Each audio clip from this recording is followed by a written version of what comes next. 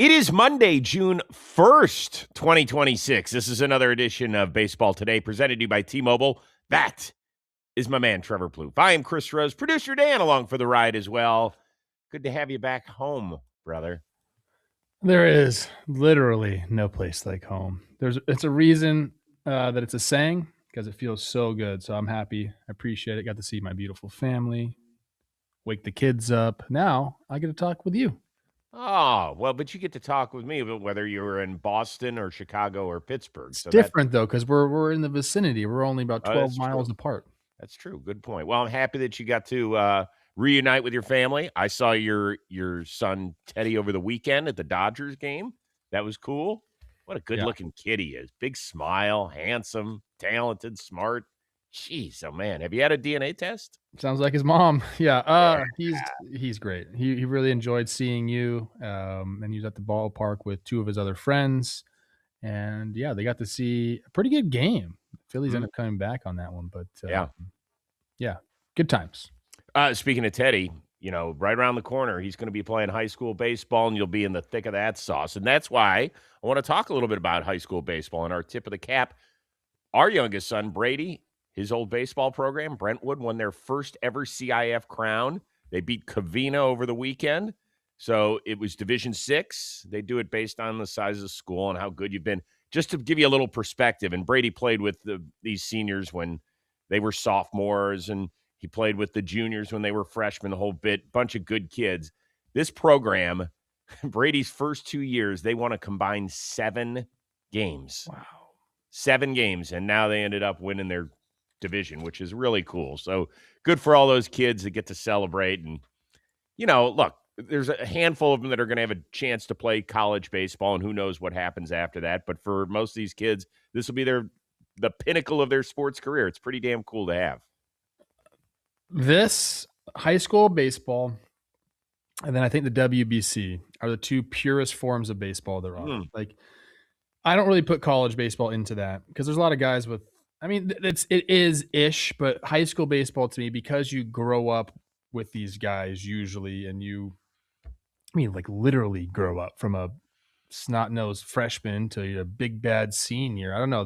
You're just playing for your boys. Like, there's nothing else. I think there's a little bit of that in college, but some of it gets away.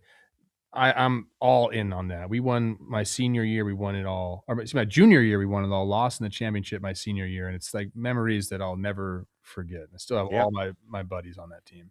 Yeah, there's a lot of people out there listening that can walk down memory lane as well at this time of year. It's cool stuff. So way to go, Brentwood Eagles. Very, very proud of you. No question. Now let's get on to the boys who get paid for a living. And is there a better story going in baseball than what's happening on the south side of Chicago? Yep, the White Sox continued their red-hot streak against Motown. 0-1. A swing and a drive. Come on. Deep left. Ball game over. A 2-run homer. No way. Not again. We're headed home. Vargas with the walk-off on Friday, and they just continued to pile on after that, taking the 3-game set. Did this weekend say more about where Chicago is going or what's going on with Detroit? I mean, we've talked a bunch about Detroit, and they just have not been able to figure it out. I think this says more definitely about the Chicago White Sox. I came on this freaking show and told you I think they're going to win the AL Central. And then you have Murakami go down, which you think, oh, that's going to be a big blow for them. He's been obviously a massive part of that offense, but as I alluded to last week, like they up and down the lineup, they have guys that can get the job done. Now you focus on the top, 4 or 5 guys in that lineup, but they got some platoon guys down at the bottom. The pitching's been incredible. I like the bullpen. I think they could probably address that if they really are serious about this year, which I think they should be. So I definitely think it says more about the White Sox. I wish Detroit would kind of like get into this race, but it just has not been their year. And they've actually had some guys having good years. Like Green's had a good year. McGonigal's had a good year. Even my guy, Cater Montero, has been pretty good. But the rest of the starting pitching, not so much. Obviously, we know about the injuries, and they just haven't found their footing whatsoever. And between them and the Royals, I don't know if they will. So this is, to me, all about Chicago. So let's start with the good news, and that is the Chicago White Sox. I said, even I think as recently as last week, maybe late the week before that I said, come on, with this pitching, like, I don't know if it can. The lineup really fun, and we were on that at the beginning of the year. We said that we didn't think it was going to make a huge difference in terms of win loss. Like, we thought 70, 72 wins was possible, folks. This team, they believe. And that's a dangerous, dangerous part of your DNA if you really believe. Now, they will continue on at the first part of this week in Minnesota against your Twins, which is not a great lineup.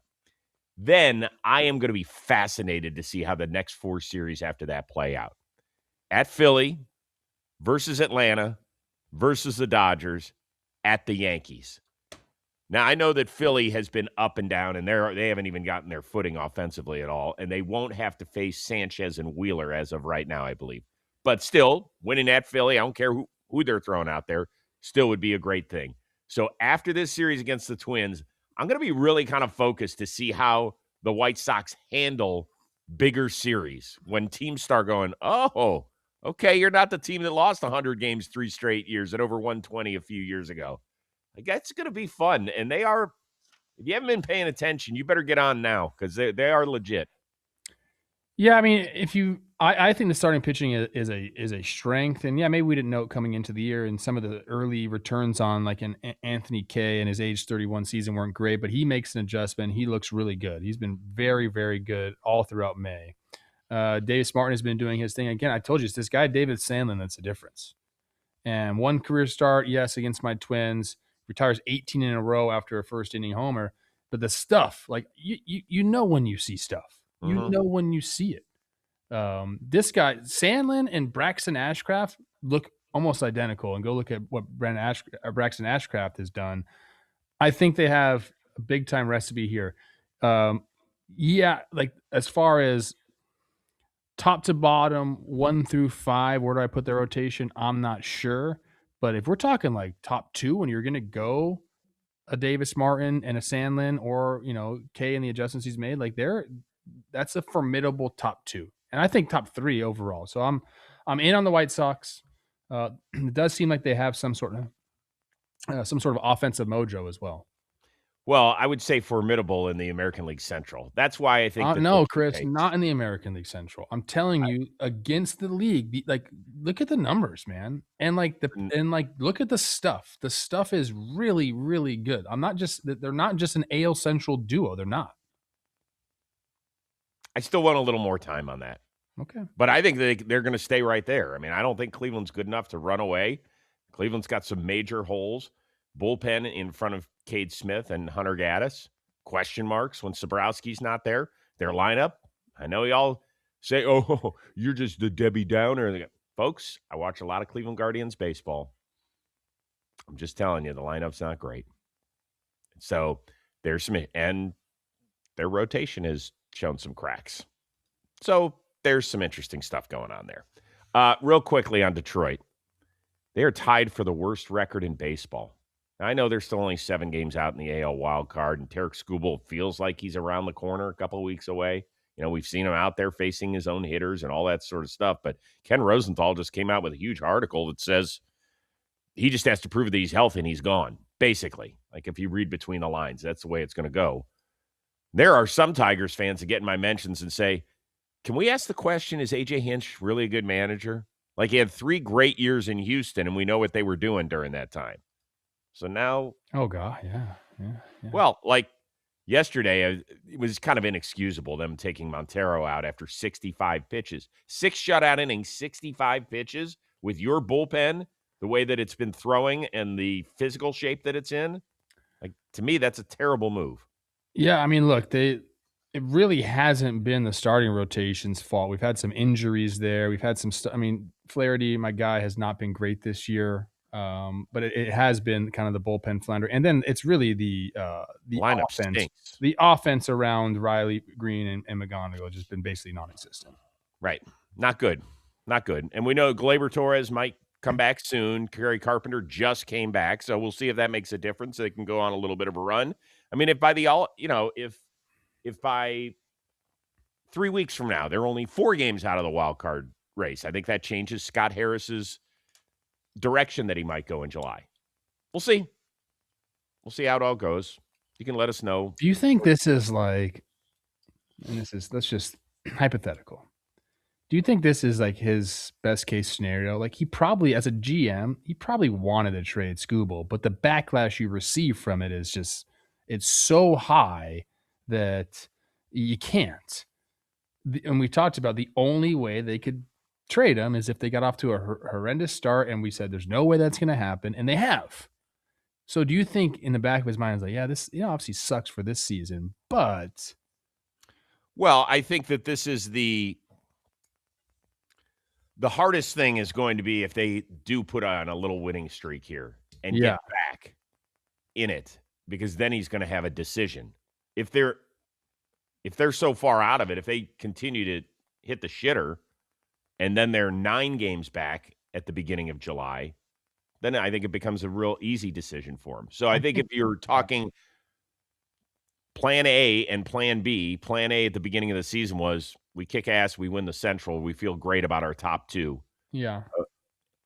Plan B is something goes drastically wrong and we trade him. These guys want to recoup, like they want the prospects. They want to refill that system. They want to do all these things. Not that the Tigers, they have a pretty good farm system, but Yes, very good.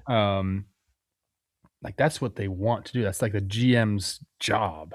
Right. And then you get into situations where like, I can't trade this guy. I'm just going to get a comp pick for him. That's it. I don't know. That might sound crazy, but in my mind, I'm like, do you think he's actually okay? Like this is working out fine. I don't know. Let us know. Is Tarek Skubal on August 4th? Because I think the trade deadline is August 3rd, right? This year.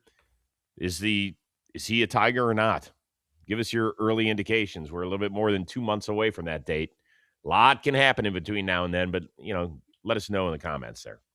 Plouffe just got back from a 10-day 3-city tour. I get to go out to Dodger Stadium and Angels Stadium all the time to do interviews. I visit a few other places throughout the year. One thing we always notice is the amount of John Boy Media merch in the crowd. And first of all, thank you very, very much.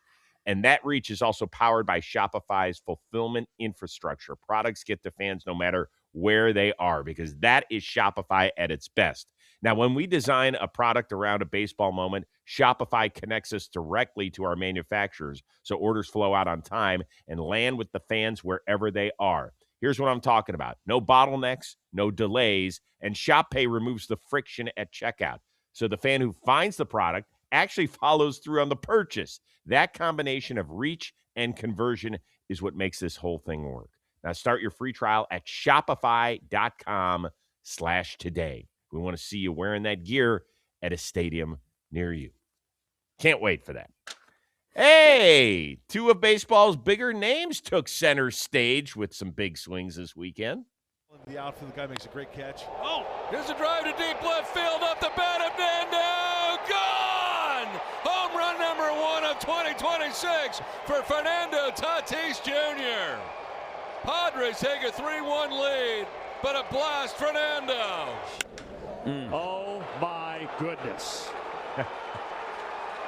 You want to say that this guy is back? He's more than back. He is absolutely on fire. Acuna strikes again. Yeah, 5 in 4 games. Reds did end up winning on Sunday. Padres actually lost a series in Washington as well. But let's focus on those 2 guys. First of all, did you hear Don go, oh, like he didn't? I don't think he was prepared for it. No, I mean, it's taken 2 months for the first one, which is crazy, dude. Yeah. So what is the bigger deal? That Tatis finally gets on the tater board, or that Ronald Acuna is simmering, boiling, smoking? I don't think this one's even close. I think it's Ronald Acuna Jr. returning to form for the Braves, who are already, one of the elite teams' best record in baseball. They're second in runs scored as of now, second in homers. They're doing it offensively, but to add Acuna to that and kind of what he's been doing, I know he's part of that, but if he continues this pace and is a guy we've seen in years past, I mean, it's a juggernaut offense with a great starting pitching staff. And right now, the best bullpen in baseball. San Diego might fight me on that, but the numbers are what they are. First in ERA, first in WHIP, first in walks per nine. So that, to me, if you add Acuna to this team, they truly are, if they weren't already, like this is truly like a World Series team. And like if you're talking about who can take out the Dodgers, it's these guys with Acuna playing the way that he is. Yeah, it's the easy answer because it's the right answer. I mean, 5 homers in his last 4 games. We saw what he did the previous series in Boston. Looked like he was just taking batting practice, and that continued again in Cincinnati. But when it was funny because when Acuna came back, Drake Baldwin left, right? And he went on the injured list. And we asked the question, what is the more important move for the Braves? And unequivocally, we both said, you lose a hitting catcher like Drake Baldwin, who could also handle a pitching staff, that's the answer. And we didn't even blink twice at one of the great talents in the game. We were like, if he can add something, great. But he does just change the entire trajectory of that team and look of the offense when he is back to being who he is. He's got 12 steals. I know he's been caught stealing 5 times as well, but I'd like to at least see him give it a shot. You know, that part of his game after 2 ACL tears isn't totally evaporated. And when that stroke is on, you know, he's not going to get back to being an 8-WAR player because he just unfortunately misses too much time.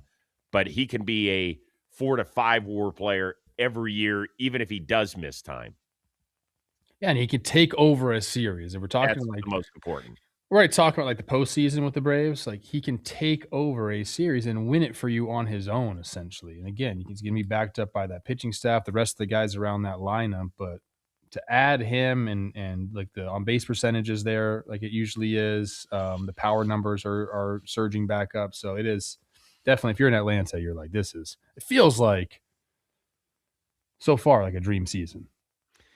It is. I don't think there's any question about it. With Tatis, by the way, you know, I don't think it's going to unlock anything. Do you know how many extra base hits he has this year? Ooh, I don't. Let me think. So first homer, he probably has, he's got to have at least like 8 to 10 doubles just because of how dang fast he is. So let's just give him 10 doubles, 1 homer, and 1 triple, so 12. Take the under. Really? 8. He has 8 extra base hits. Oh, man. Now I got to go look at how they're distributed. I think it's 6 doubles, I want to say maybe. 6 doubles, 1 triple, 1 homer. Okay, I went too far on the double. I thought maybe he turned some singles into doubles. I mean, this is going to be one of the great, most interesting case studies ever because people are just going to circle to one area. PED suspension, shoulder surgery, right? It was wrist and shoulder? Yeah, both. And, man, I don't know what to tell you, except that he went from one of my favorite players to watch to I watch it like it's a horror movie, like this, hand over my face. Like you sit there and what happened? And that's horrible to say for a guy who's still he's in the prime of his freaking career. I don't know if it's that bad. I don't know if it's that bad. It's a horror movie. I mean, still, you know, since coming back from the suspension and the injuries, 2 seasons with an OPS in the 8s, he's obviously going to do it with his glove every single year, so there's value there. So I don't know about a horror movie because here's the OPSs, Chris: 770, 833, 814. Now, obviously, this year 658. But is that a far cry from the beginning of his career? Yes. Yes. Trevor, it was 969 out of the gate. I know. I'm just saying. I don't think it's a horror movie. It's not a horror movie because he had a 5.2 WAR in 2023 and a 6.1 WAR last year. I understand the defensive side of it, and it's fun. Although he's been playing so much second base, which kind of it feels like we're on a softball team, and like the guy doesn't want to be out there running after balls in the outfield. He should be playing in the outfield. That's where the fun part comes with Fernando Tatis on defense. But offensively, it's a night. And watching that team hit, you know, they're the team you just want to check in when they're pitching, and particularly in the late in the games if they've got a 2-1 lead. I have no idea how they have made it this far with this good a record when their offense stinks as much as it does. 25 games at second base so far. That's interesting. Padre fans, comment below, like, how has he looked at second base? I don't watch him night in, night out. I know it's been okay. Yeah. He's a great athlete. Yeah. He's got a tremendous arm. I mean, gosh, like, he's way too, like, no offense to second basemen out there. He's way too athletic to be playing second base. I mean, the best thing in baseball is when a ball is hit down the right field line. I want to see if he's going to throw somebody out or he's going to make it close. Yeah. But the fact that that's what we're talking about and not his hitting is really saying something. It's really saying something. He's never going to get back to being that 900 guy, is he? I mean, it's the power. It's the power zap. I mean, maybe like his swing right now feels just like disconnected and kind of like not. I told Jake this morning, like just very unathletic, and that's like he's one of the most athletic people in baseball. Wow. Interesting stuff.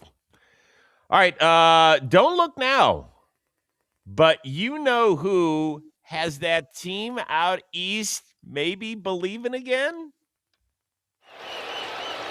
And he hits one in the air to deep right field. Back goes Ruiz near the wall. It's out of here. Juan Soto with his third career grand slam. The Mets' first grand slam of the year. 10-1 New York. Okay, well, he hasn't lost his power stroke.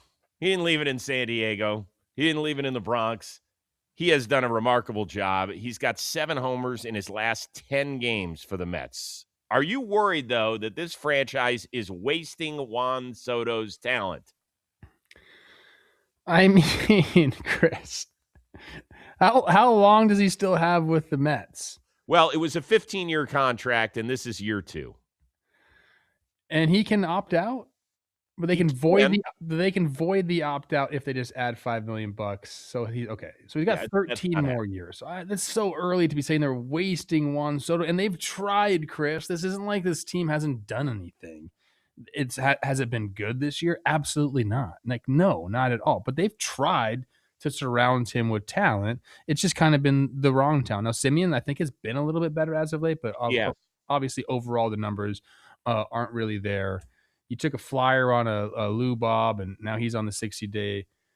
Lindor and him haven't really been playing together a lot this season. I don't know, man. Like, are they wasting this year? Like, maybe, but also like the year is not done, and we know 6 teams make the playoffs in each league.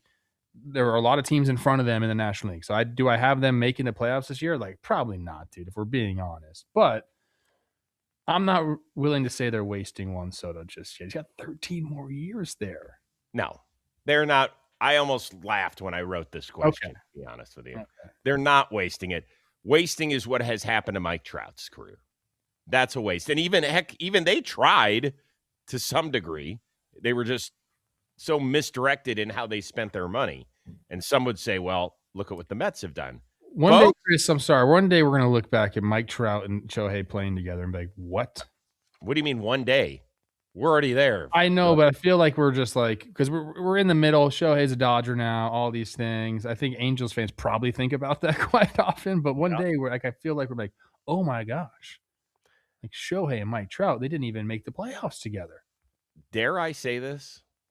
That the Mets are only 5.5 out of the wild card? That's what I'm saying. A lot of teams in front of them, though. I know, but it's June 1. It's June 1. All you have to do when you do have that many teams in front of you, get it down to 3 games by July 1st. 3 games out of the playoffs. That's all. The East, done. I'll see you next year. We'll revamp. We'll try and figure it out. But if they hang on to their pieces and Francisco Lindor comes back and actually plays like Francisco Lindor, well, maybe. I'm also looking at Bo Bichette's Savant page, and the actual numbers, 219, 275, 308 for the 583 are bad, but some of the underlying numbers are like, it's not a bad Savant page. Like his expected batting average is 279. So that's a 60-point difference right there. He's hitting the ball hard in the 80th percentile in average exit velo, which you'd like to see. He's not whiffing or striking out a ton, chasing a little bit too much. But I think he'll start to get better too. So, get Jorge Polanco back, Lindor back. Bichette the numbers start to normalize a little bit. Okay. Do you think people laugh at Juan Soto for, he could have gotten a significant amount of money, obviously not this type of money elsewhere, but he could have gotten, let's call it 650 or 700 somewhere else, whether you believe that was back with the Yankees or another player in the sweepstakes. Do you think he regrets it at all? Because at some point, the checks are the checks that come in, right? I mean, for God's sakes. 15 years, 765. That'll quickly turn into 15 years, 800. Right. So let's say it would have been 15 for 710.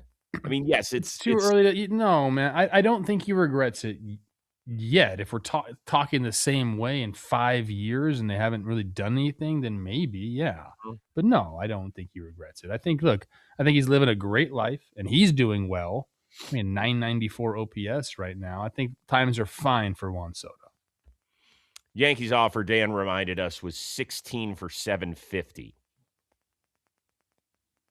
If you ask me, do I think he'd rather be on the Yankees right now than the Mets? That's an interesting question. I think Mets fans probably hate hearing that, but what do you think? Yeah, he'd rather be on the Yankees. I mean, their pitching is unbelievable. You're surrounded by Judge and Ben Rice right now, and Cody Bellinger, and hold on, not all those guys would have been there. Meaning Bellinger probably wouldn't have been there. I guess you're right about that. Or why not? Nor Fried. My question is why not? I know that's the general assumption, but okay. You still have a lot of guys in that lineup, and you're probably in a better position to win this year. Yes, absolutely. Not probably. You are in a better position to win this year.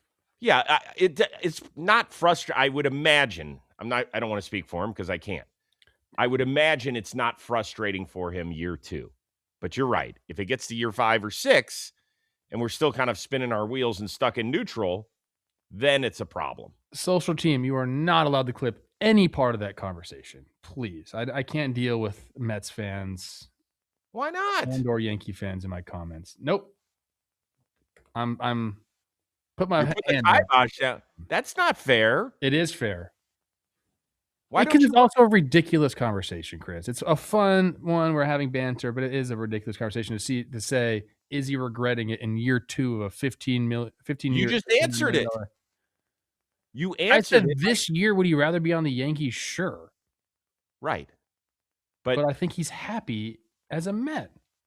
Right. We both made the point that it's too early to say that. Like, of course, anybody that's on a team. He's a free agent in 2040. Will we be alive? I mean, you will. I'm keeping my fingers crossed. I got to go on a nice long old man walk today. Social team, you heard me.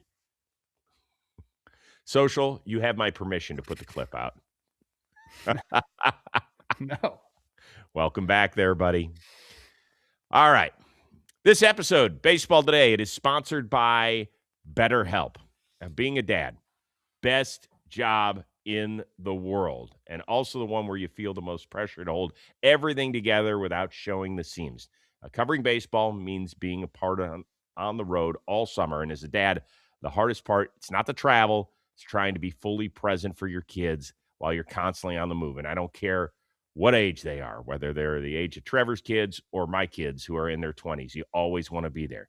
Now, Father's Day, it's a good time to say that out loud. A lot of dads learn to push through instead of check in, and that pattern has a cost.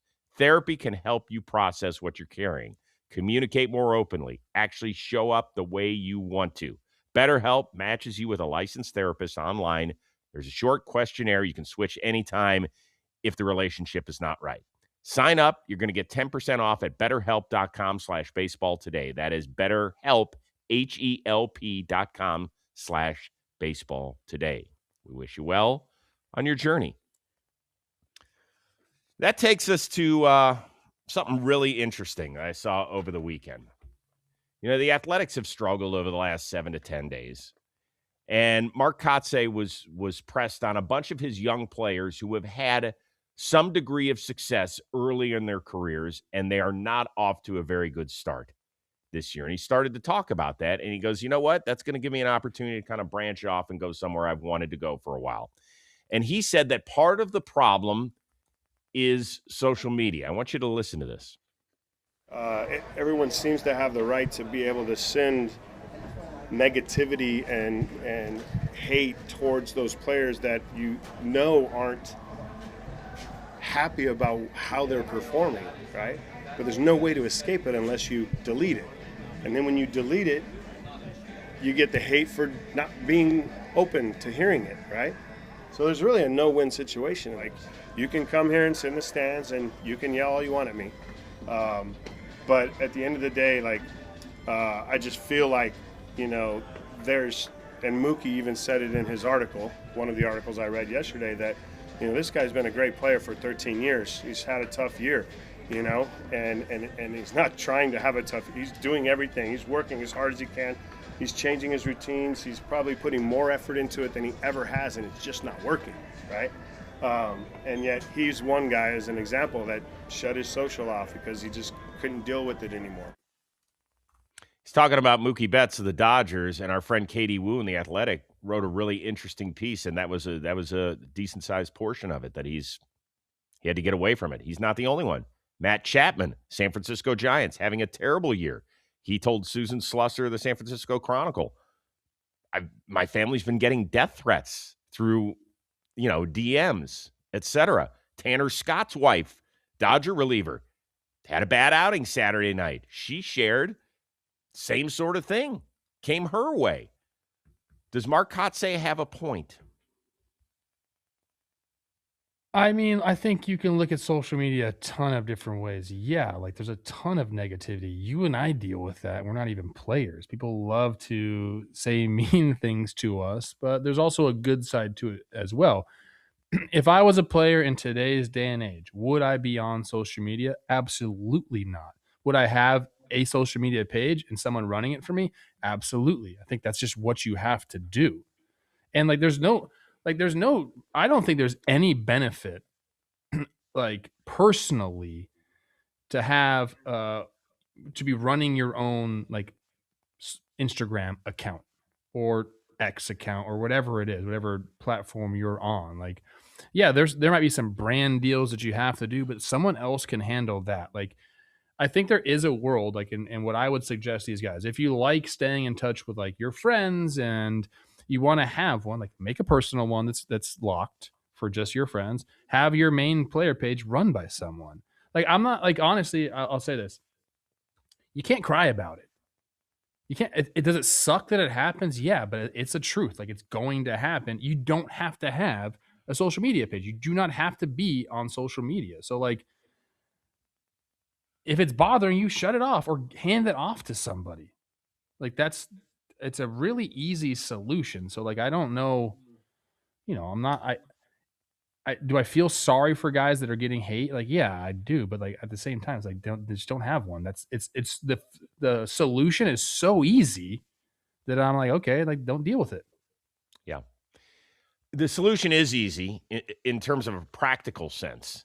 Now, the question is it realistic, right? We're talking about, you know, you're about to turn 40. I'm 55. We have that fully developed brain where, yeah, it would make sense. Like, it's part of our job to be on social media. So we need it for our respective careers. Players do not. It's a brand building exercise for them. Pat McAfee started it while he was playing, and he's turned into the biggest giant that we have in this industry, and he has rode the wave. But those stories are few and far between. So you're asking guys in their early 20s who grew up with social media to now go cold turkey.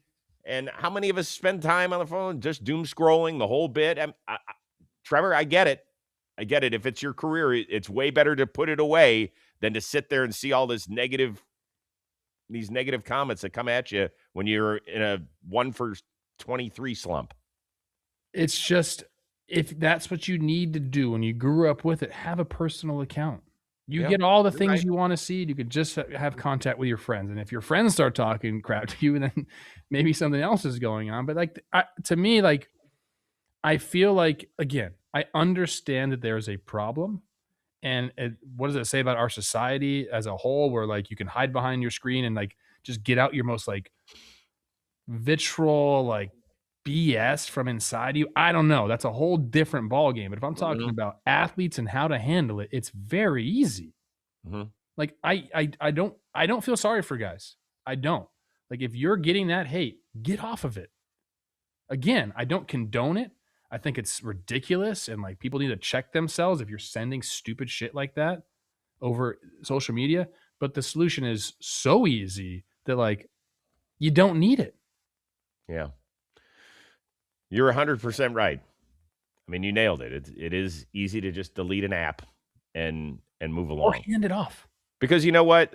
It is a very small percentage of people that are nasty, but it's the ones that do get the attention.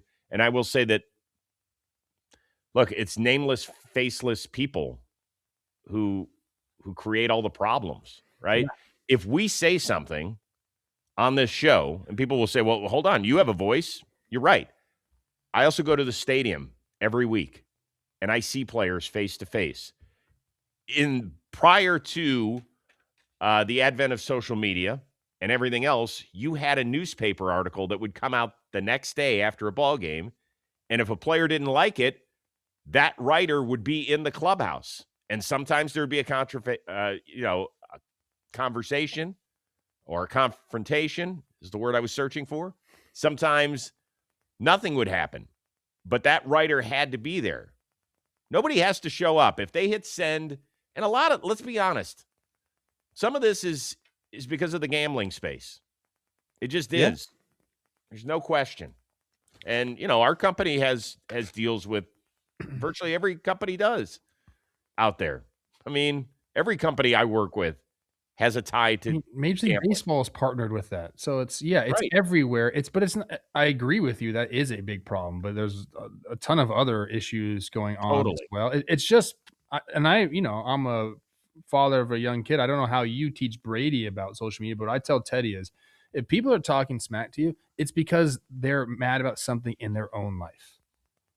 Like that is the truth. If you're, and I tell them, like, if you're a bully or your friends are trying to bully someone, don't be a part of that, because that's like weakness. That's like you're not confident in yourself. Confident people don't bully people. They don't. So it's like there's an overlying issue or overarching issue with that as well. So I just think like that's something that needs to be ingrained as well. Like that's how I take it now. Someone talks crap to me, like, all right, cool, dude.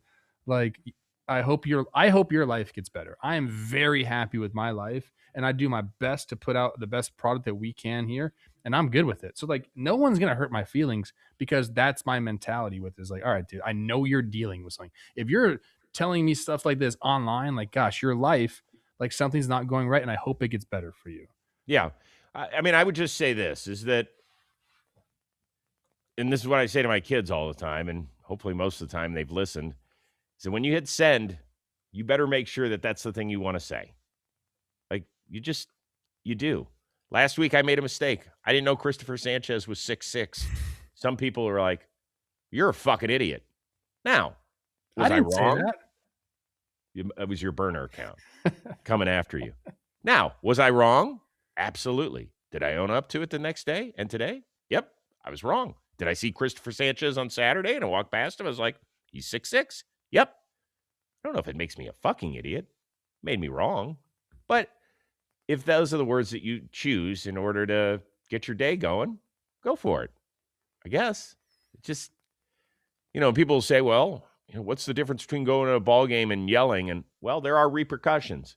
You could get somebody that comes back at you, and then you will shut your mouth very quickly.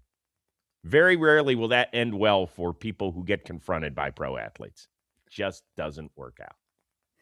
Just delete your social or hand it off. It's so Yep. easy. There's so many people that do that now for a job. Like, oh, Yep. And if you are the person hitting send, just remember your bosses have access to that too. Ooh, yeah.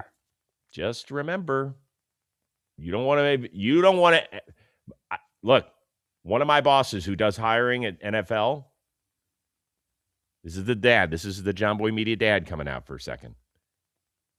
He makes it a point of checking people's social media before he hires them. And he goes through the whole thing. And he has not hired some people because of what has been on there. He says, if it comes down to a coin flip between two people, I'm taking the one who's got the clean social media. I don't need that in my office. To be honest with you, and if people need to hear this, it says a lot about your character if you're someone online that's a troll. Yeah, it's true. Very true. All right. Let's know how you're feeling. Let's use some positivity in them comments today. Yeah. Or you could say whatever you want. We're here for it either way. All right. Boy, bunch of quick hitters over the weekend, right? Let's get to it. Yankees, they put up a 13 spot in the third to beat the Athletics in Sacramento on Sunday. What's more amazing, that they put up that many runs, or that all the runs and hits for New York in that game came in the third inning? I think the real answer is that all came in one inning. It's obviously very impressive. We know what this team can do, especially offensively with some of the guys in that lineup. But the fact that was it, and it was the only other base runner was a walk, right? The rest of the way. So. That's way crazier. They said 13 runs. That's never been done, or hasn't been done since. It was one shy of the franchise record for an inning set in July of 1920 against the Washington Senators. It's incredible. It's an incredible feat. I still think the fact that sandwiched around all of that, or the bread around all of that, there was only one base runner is crazy. They sent 18 batters to the plate. They faced 75 pitches during 75 in an inning. By the way, the A's said they're going to shake things up. Jacob Lopez got shipped out after the game. We'll see what else they're going to do, because that franchise does need a little help. They were just in first place, and they had that series against Seattle that went the wrong way, and then they ended up losing the series against the Yankees. Just not any good. What was good? The month of May for the Miz. 7 more shutout innings on Sunday in a win over Houston.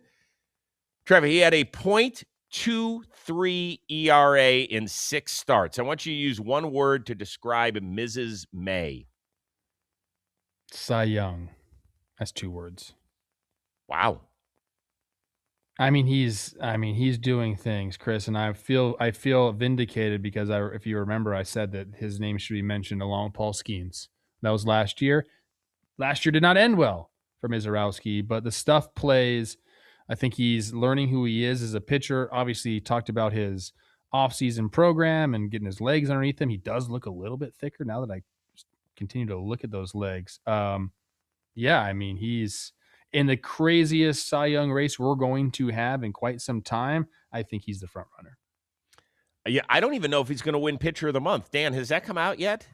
As of the taping of this show, I don't think it had, because Christopher Sanchez didn't give up a run the entire month. I know. And you know I love Christopher Sanchez.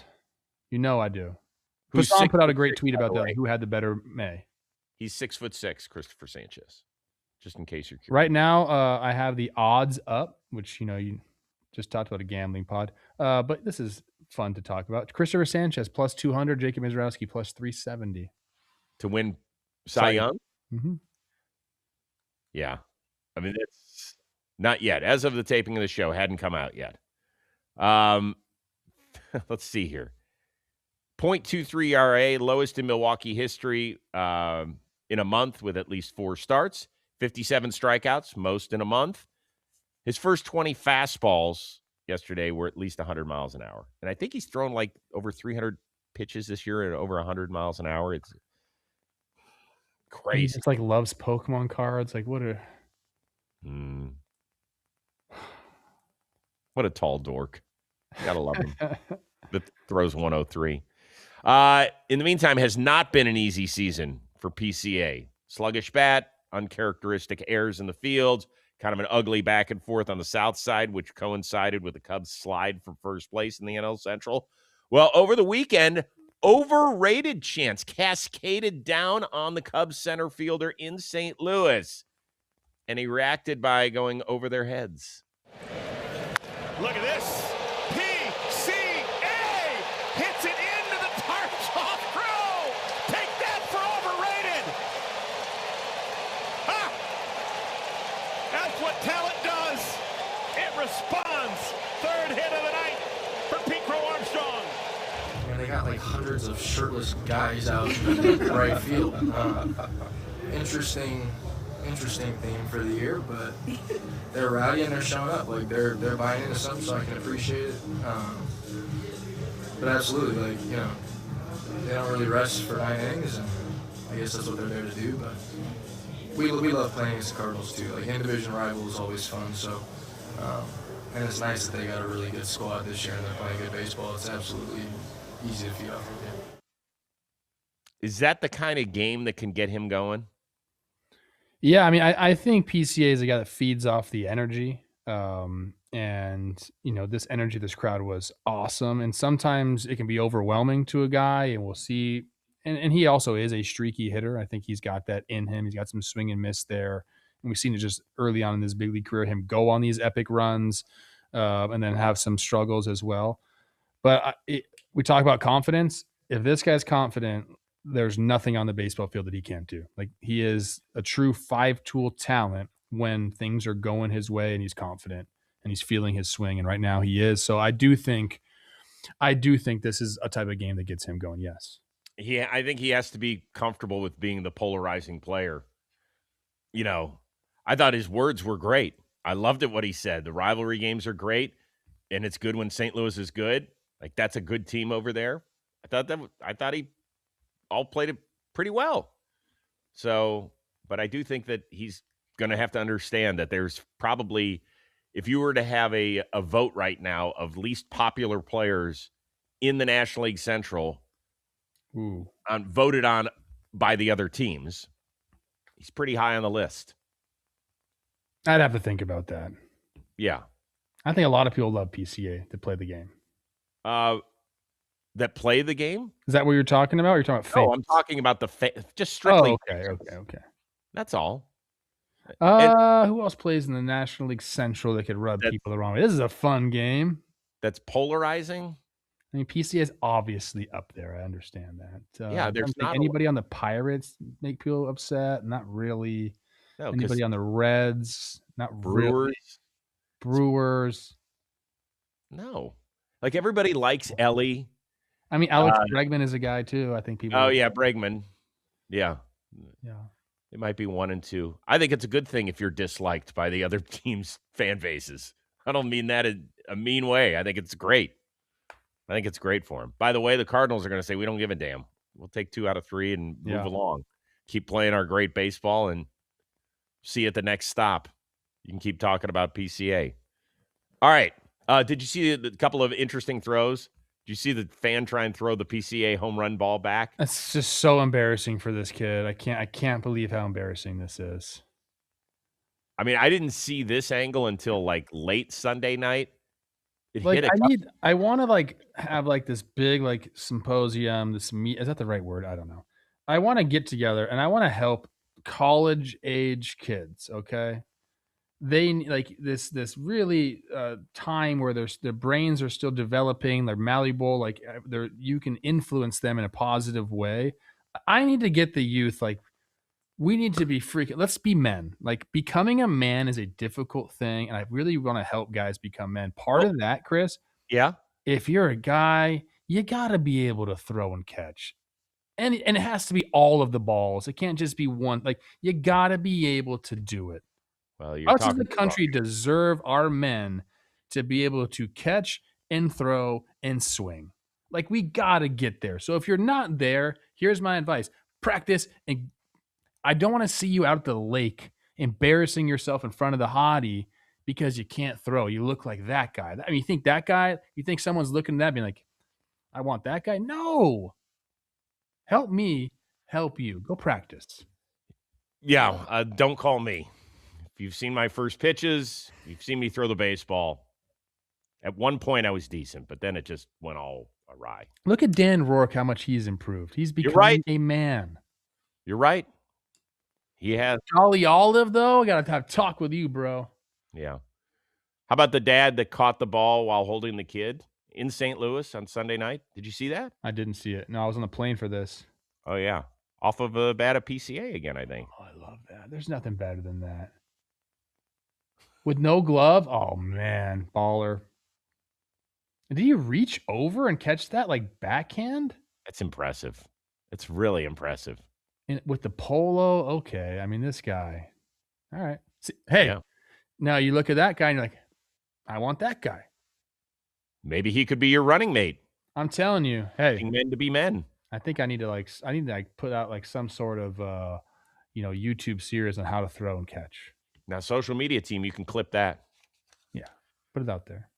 Let's get to the college age kids, if you don't mind. A lot of controversy about what happened. Georgia, I know college baseball is not your thing. We have to go here. Trey Phelps hits a go-ahead homer against Liberty. Let's just say it took him a while to get around the bases. He was waving, looking toward the Liberty dugout. The Georgia contingent said afterward, that's because his family was in the stands, and that's who he was waving to. You see some of the players from Liberty on the field, and it looked like maybe there was some back and forth there. The umpires got together, and they ejected him. And they ejected Wes Johnson, the head coach, manager, whatever we call him in college these days. Here's the big deal. Phelps will not be available for game 1 of the Super Regionals, and that's a best 2 out of 3. And he's one of their more productive bats. People are crazy one way or another. Yeah, he should have been ejected. Did you see him? Did you see him glare into the dugout? Did you see him talking trash?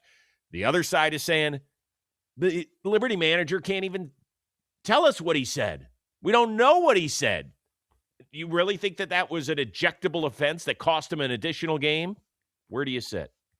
I think ejections for that are stupid. I think they are stupid, especially if it comes with you sit the next game out.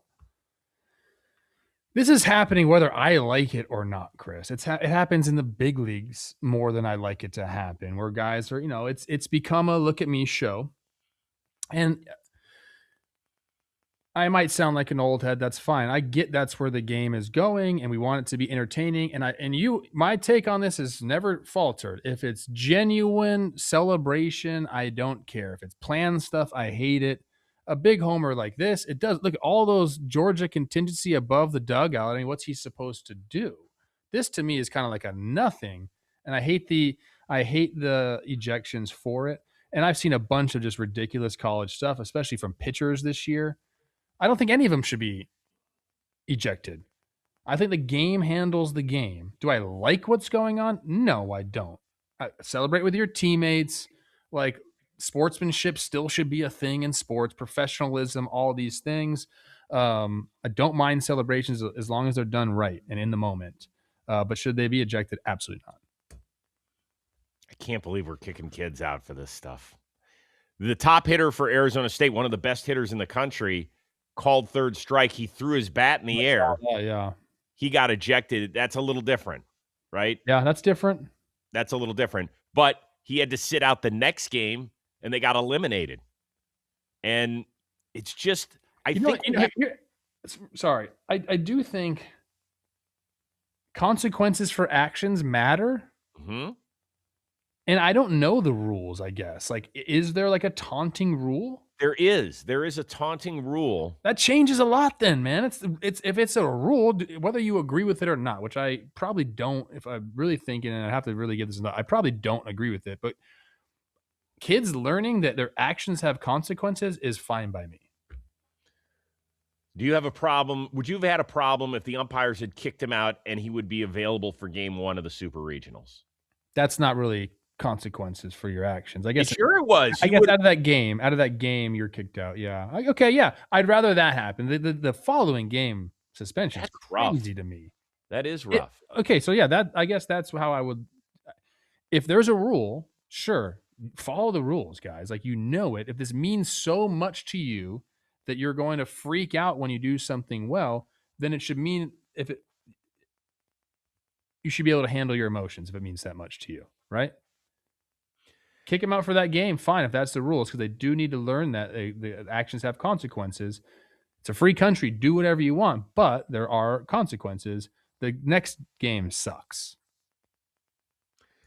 Can't we just and I don't know if the umpires do this before the games or not. I'm not privy to it. But first of all, to ask the umpires to know where everybody's family is sitting is ridiculous. Agreed. Because it did look like he was talking trash to the Liberty dugout. Whether he was or wasn't, whether he was signaling to his family and getting them hyped up or not, how are the umpires supposed to know? They don't have a seating chart in their back pocket. So you're asking umpires to get together and make a very challenging call when they are getting pressure to keep things in line. And, I was reading some of the story. People felt like it had already gotten out of hand and the umpires hadn't put their foot down. Do we want at the beginning of the game, when the managers are meeting at home plate, to have the umpires remind them, hey, look, go celebrate with your own team. But we are going to eject your player if we think there's anything close. Is that where we really want to live? Do we want to suppress the emotion of the sport and the thing that could continue to help it grow? I mean, dude, people saying that this really helps the game grow. I'm not sure I truly buy into it. Like, I don't think. Look at the guys who are leading this in leading the growth category for our game. And Shohei Ohtani and Aaron Judge, are they like mocking people with their home run celebrations? No. They show emotion? Sure.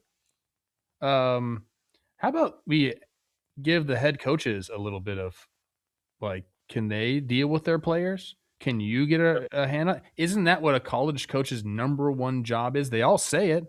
I want to use this as a vehicle to develop young men. Well, you're not.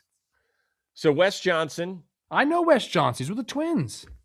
No, he was? Was he the pitching coach? Yes. Oh, my God. All right, so he came out. He sat at the table last night, and he said, we are all about showing emotion here. And I don't want our kids to ever apologize for showing that. So, obviously, he doesn't believe in having it simmer down at all. I'm fine with the emotion, but there's a difference between emotion and acting the fool taunting. And again, I'm not saying that guy was, to me, that was pretty tame. I mean, the things that I've seen in college baseball, that was pretty tame. It's like, I'm actually okay with what happened, but like to say I'm all about emotion and I don't like that's, I don't know, Chris. I don't know. Just like most things in this country these days, it's either you're one way or another, and I'm not willing to listen to the issue. So I hope that people are listening somewhere. But we're curious where you sit on this whole thing. Share with us. It's the only way that we can get a hold of you is if you get a hold of us first. But man, oh man, that was some crazy stuff. Yeah, I don't know, man. It's a fun conversation, and it actually is like a very polarizing conversation. Yeah, absolutely. No matter what, this is what we got to do. I'm like, I don't know, man. Like, there is a line. Like, it's okay to like that. There's nuanced situations. Like that's literally the world. It should never be black and white. Unless I heard him say something to the Liberty kids while he was running around the bases, I wouldn't have kicked him out. That's the only thing. And even then, I don't think I would have felt good about it. If my pitcher's on the mound saying, like, F you to the batter, I'm immediately yanking him. Say, go sit down. Like, what are we doing? If you're trying to teach young men, most of these guys aren't going to play in the pros, okay? Is that what you want to teach? When you get into a situation where you're competing, you just want to throw the bird at somebody? Trevor, it's real world? It's not. I guarantee you it's not. Go do that at your regular job. It's not going to work out well for you. Trevor, it's competition.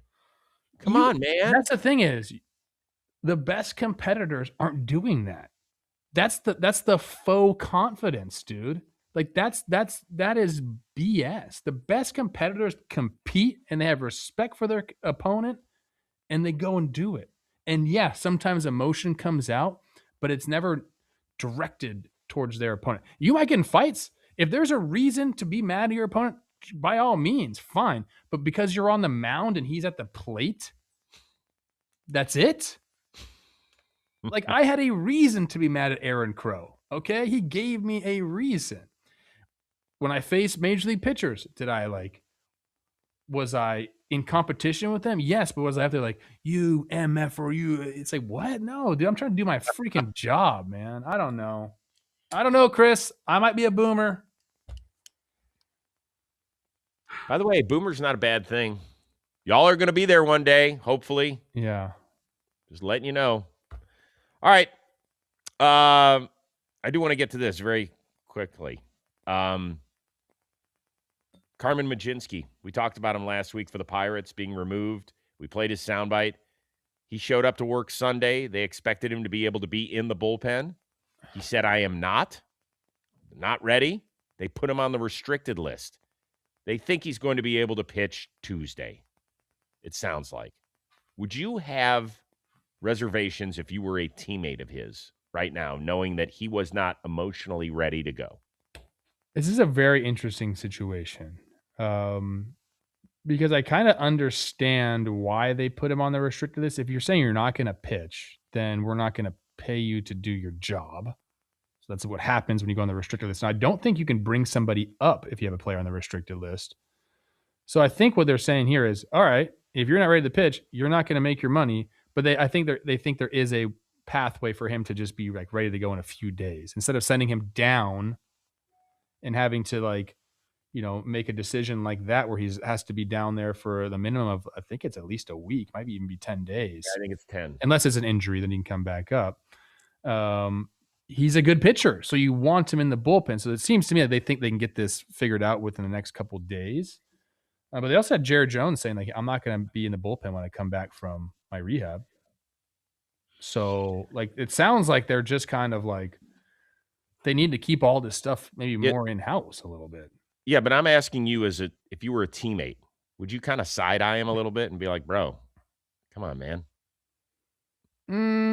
Maybe a little bit, but I think number one, I would just go talk to him and I want to know what are you feeling? I mean, you kind of know what he's feeling. He probably feels like he should be in the rotation and Bubba Chandler. Exactly what he's feeling. He told us. Yeah. He told us. He said, I'm not answering questions about whether I'm happy about that role. He answered the question by not answering the question. I just do wonder, his goal is to start. My guess is he'll get another chance. Somebody's going to get hurt in that Pirates rotation, and he's going to get another chance. And it's just kind of not. I mean, it's just kind of not up to him, man. You play where you're supposed to. They put you where you're at. I don't know. Luis Castillo doesn't want to be in there, and he's got a ton of more time than him, and he's going through it. Now the difference is Castillo was not pitching as well as Majinski, but right. I don't know. It's an interesting situation. I think in the end, it's probably just gets figured out. And he probably all right, yeah, that sucks, but I got to do what I got to do, or else the alternative is you go to the minor leagues, man. Yeah, he's had a solid start to his career. He is not at the point where he can be pissing people off left and right. I know you have to stand up for yourself, and that's okay. But the minute it truly comes at the expense of your team, where you have to then look at your teammates in the eye, that would be a tough one for me and say, I'm not going to compete with you because I'm not ready. That's tough. Last thing before we get out of here, did you see what happened over the weekend in Sacramento? Tyler Soderstrom is up. That looks like a ball. It's called a strike. He quickly challenges. There was something wrong with the ABS system. So here's what happened. They said it's a strike, and that's the way it's going to stay. Dallas Braden on the A's TV network. The pitch was a strike. The Athletics have one challenge remaining. Whoa. No, that can't be right. Well, Dallas, you're right, because they were wrong. Every image we had, I don't know if they couldn't get it up on the screen. I don't know. Something happened, and baseball has yet to come out, as far as I know, as of the taping of the show, and say, hey, we screwed this up the other night, and that can't happen. Yeah, I don't know how. I don't know what happened. I don't know how it happened because you're right. I haven't heard anything else. I know Dallas continued on to rant about that for a few innings, which he should have. I mean, it flips it from being 3-0 instead it's 2-1. I mean, drastically different counts, and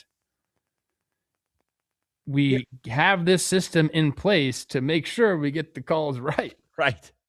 Right. Like, Yeah, I mean, what it happens sucks. It's a terrible situation. late game in May, late at night when people aren't watching, you slide past and you might be able to move on. But if I'm the league, I try and get out ahead of this and say, listen, ABS has worked extremely well. This is the first time we believe that this has happened, and we're doing everything in our power to make sure that it doesn't happen again. God forbid, in a playoff game, something goes wrong. Like, do we have a contingency plan? That's what people want to know. Like, people get it. It's technology. It screws up. It happens. My car breaks down. Shit happens. But what is the contingency plan? And this is my problem, unfortunately, with our sport too often, that we just stick our head in the sand and hope it goes away, and it doesn't happen. Be proactive. Say, we screwed up. Here's what happened. Here's how we're going to fix it. Here's how we're going to make sure it doesn't happen again. People appreciate transparency. That's all. How much would that take? I don't want to be talking about this in October when it happens in a playoff game, Trevor. I didn't know your Rolls Royce was having problems. Happens. It's a sweet one too, brother. Miniature version. Yeah, so what?